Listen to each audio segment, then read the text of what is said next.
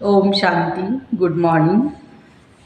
आज मीठी प्यारी बाप दादा के 12/9/2023 के अनमोल महावाक्य सुनते हैं। मीठे बच्चे, तुम्हें 100% सर्वगुणों में संपन्न बनना है। 100% दिल दर्पण में देखना है हम कहाँ तक पावन बने हैं।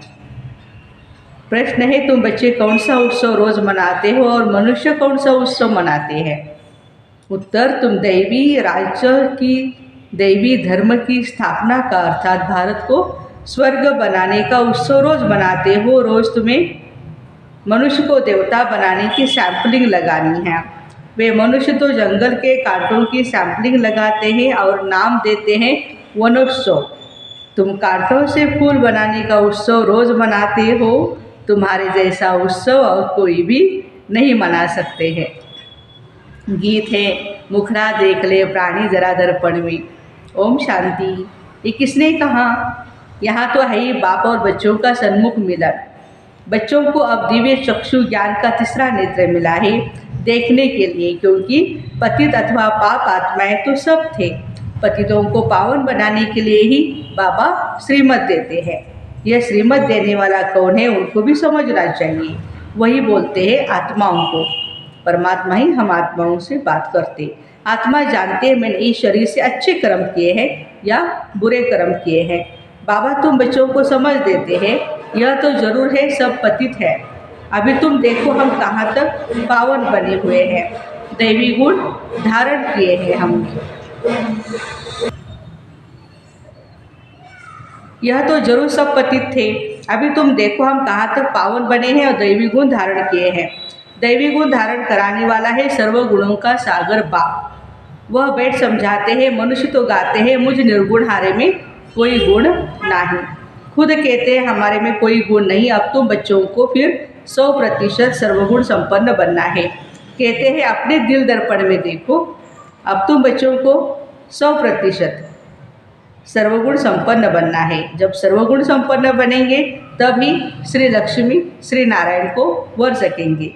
पहले पहले बाबा का परिचय देना चाहिए, ऐसा जो बेहद का बाप है, जिसके लिए गाते हैं तुम माता पिता हम बालक तेरे, तुम्हारी कृपा से सुख घनेरे।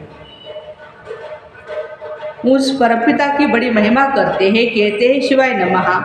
अब वह तो स्वर्ग का रचयिता है, जरूर हमको बाप से स्वर्ग का वर्षा लेने का हक है। बेहद के बाप का वर्षा स्वर्ग की बादशाही है जो हमको देते हैं। भारत को स्वर्ग की बादशाही थी, अभी नहीं है। तो प्यारे बाबा कहते हैं ये बादशाही जरूर बाप से ही मिली थी। भारत ही सचखंड बनता है। सच शिव बाबा का यह जन्म स्थान है, बर्थ प्लेस।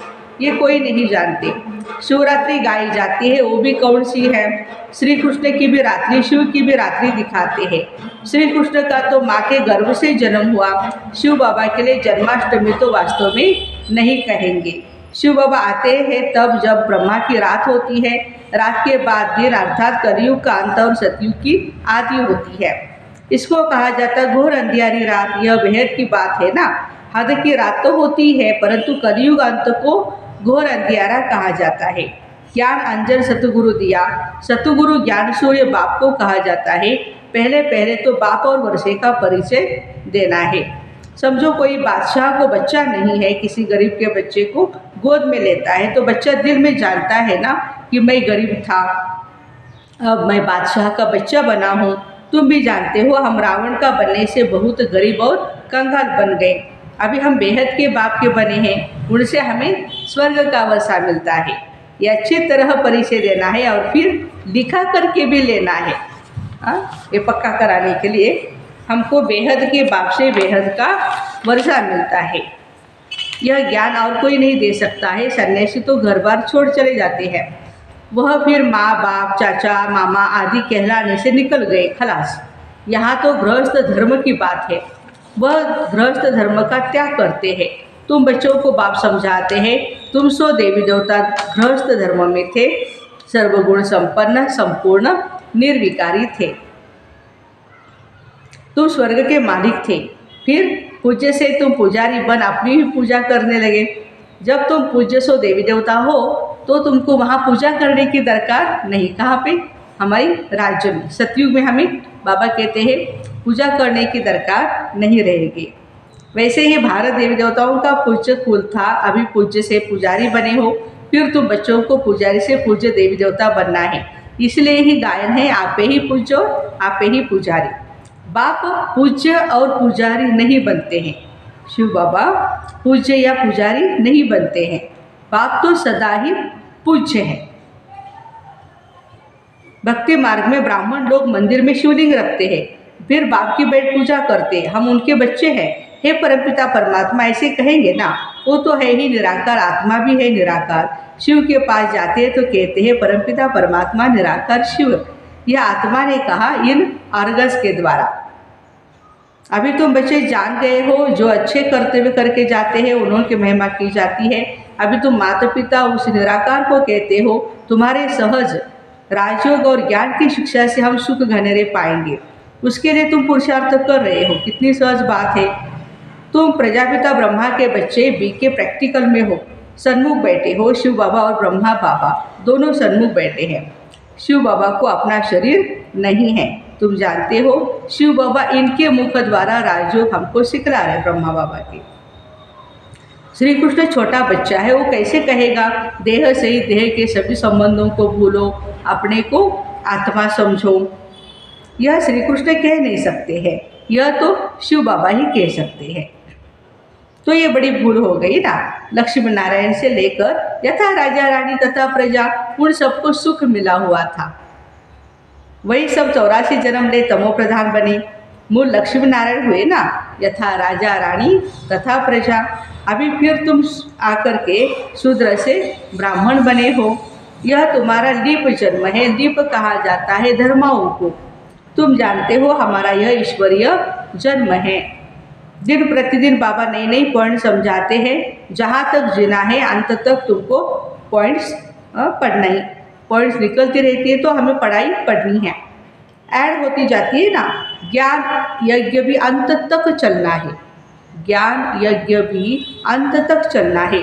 रुद्र यज्ञ रचते हैं, मिट्टी के शालिग्राम बना करके उनके बैठ पूजा करते हैं। आत्मा की पूजा होती है। शालिग्राम हम आत्माओं का नाम है ना। तो बाबा कहते हैं कि तुम जीव आत्माओं ने ही भारत को सिर ताज बनाया है, आत्माओं की इसलिए पूजा होती है। परमपिता परमात्मा बाबा के साथ तुम भी सर्विस कर रहे हो, तो शिवलिंग के साथ साथ शालिग्राम की भी पूजा होती है। तो मुख्य पहले बाबा का परिचय देना है। शिव बाबा ने जन्म लिया, परंतु माता के गर्भ से थोड़े ही जन्म लेते हैं। वह है ही निराकार। जैसे कोई शरीर छोड़ देता है, फिर उनकी आत्मा को बुलाते हैं श्राद्ध खाने के लिए, तो आत्मा को खिलाते हैं और आत्मा ही आकर के उसका स्वाद भी लेती है। कड़वा, मीठा, सुख, दुख, यह आत्मा को भासता है। आत्मा में ही संस्कार है। आत्मा को सुख व दुख तब भासता है जबकि शरीर है। बाबा ने समझाया है सज़ा कैसे मिलती है। सूक्ष्म शरीर भी नहीं, स्थूल शरीर धारण कराए सज़ा देते हैं। सज़ा देने का राज बाबा ने क्लियर किया।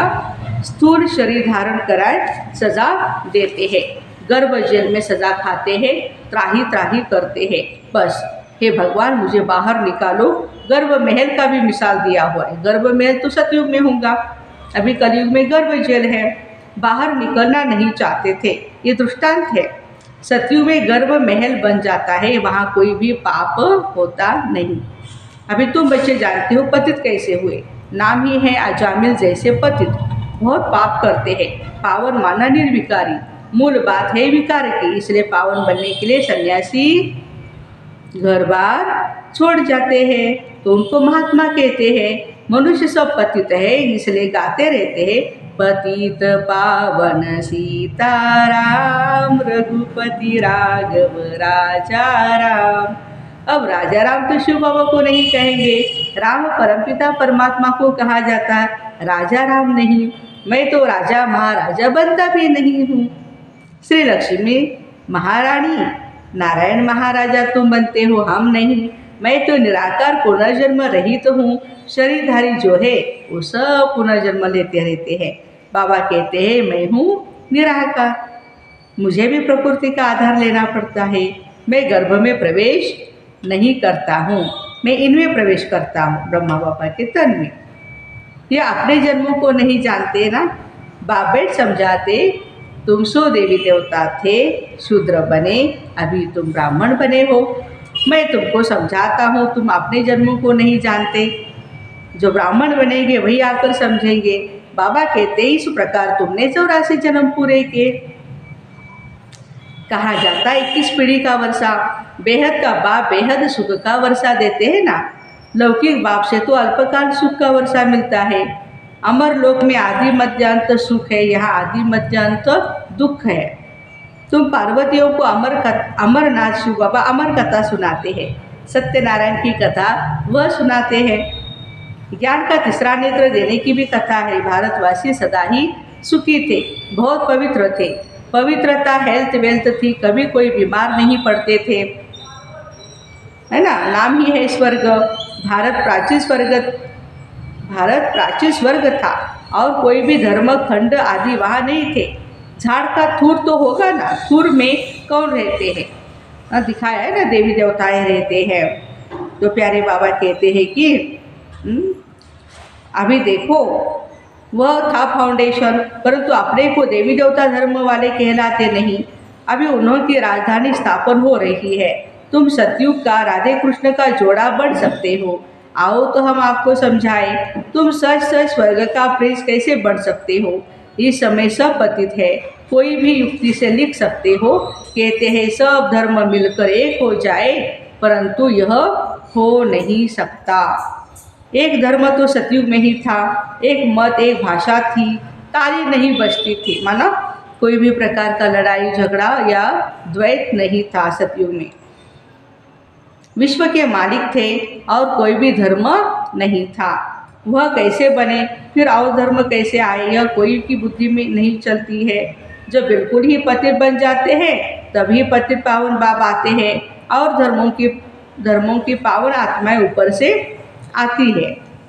द्वापर युग के बाद पहले धर्म स्थापक खुद आते हैं, अपने पिछड़े औरों को बुलाते, आओ। उनको तो सतो रजो तमो में आना ही है। जो भी आते हैं सबको सतो रजो से फिर तमो बनना ही है। परंतु अभी तुम पति से पावन बनते हो, सब बुलाते हैं, गॉडफादर आओ, आ करके हमको हेवन में ले जाओ। वह हेवन कोई मुक्ति को, कोई जीवन मुक्ति को समझते हैं। तुम समझते हो हेवन जीवन मुक्ति को कहा जाता है। तुम्हारा सैम्पलिंग लग रहा है। वह फिर जंगल के कांटों का सैम्पलिंग लगा रहे हैं। रात दिन का फर्क है ना। उनका भी उत्सव मनाते हैं, वनोत्सव, वसुंधरा उत्सव, वन उत्सव ऐसे नाम देते हैं ना। तो वनोत्सव माना झाड़ उगाने के लिए उत्सव मनाते हैं।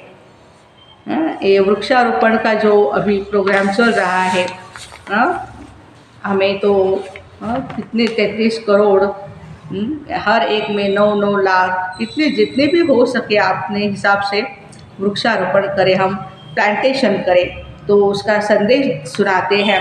तुम दैवी धर्म की स्थापना का अर्थात भारत को स्वर्ग बनाने का रोज़ उत्सव मनाते हो। रोज़ मनुष्य से देवता बनाने का पुरुषार्थ करते हो। कांटों से फूल बनाना यह तुम्हारा रोज़ का उत्सव है।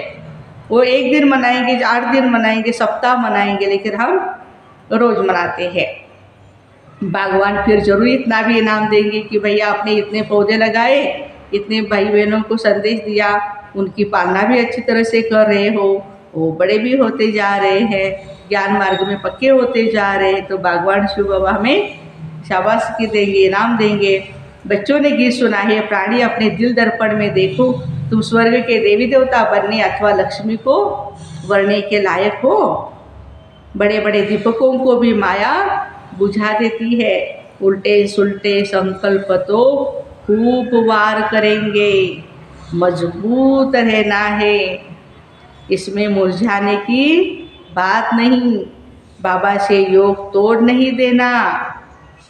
सबका खिवैया एक बाबा है, विषय वैतरणी की बड़ी खाड़ी है, उसे तुम योग बल से ही पार कर सकते हो।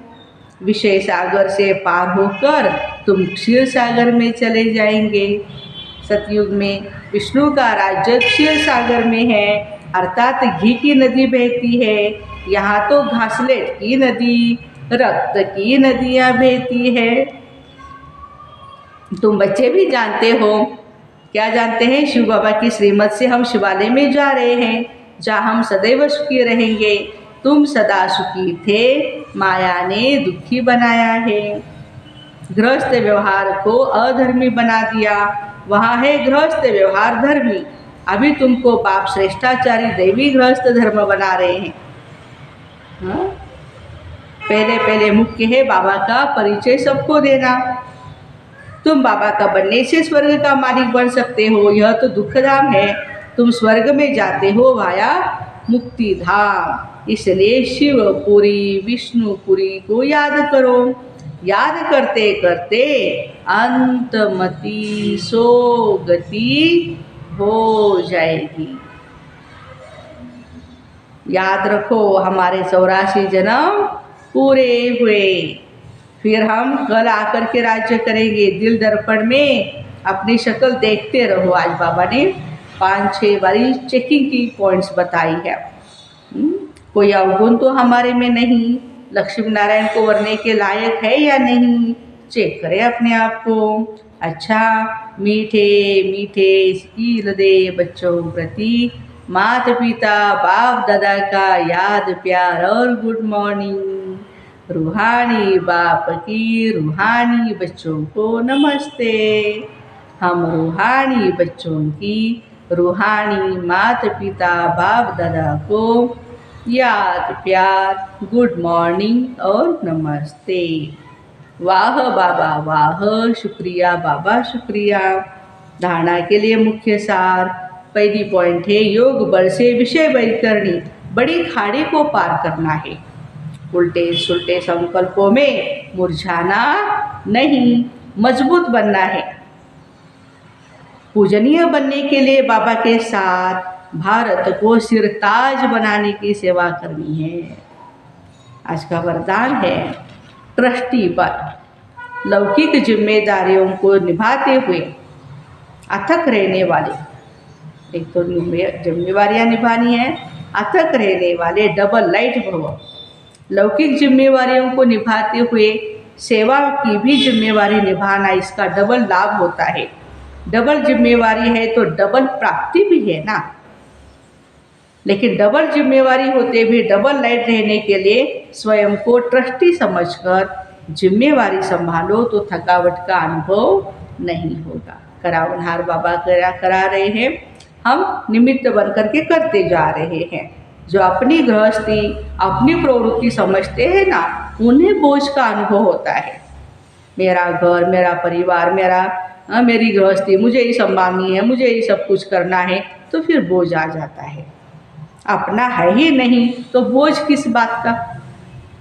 जो भी सो है सो बाप का है, बाप जाने बाप देखे, वही बोझ उठावे। स्लोगन है सदा ज्ञान सूर्य के सन्मुख रहो तो भाग्य रूपी परछाई आपके साथ रहेगी। जो ज्ञान सूर्य हमारे प्यारे बाबा है, उनके सन्मुख हम रहे, हमारे दिल दर्पण में बाबा समाये रहे तो भाग्य की परछाई साथ साथ है। हम बहुत ही फॉर्चुनेट भाग्यशाली आत्माएं हैं। तो ऐसे ट्रस्टी बन लौकिक जिम्मेवारियों को निभाते हुए अथक रहने वाले डबल लाइट भाई बहनों को ओम शांति। Have a nice day.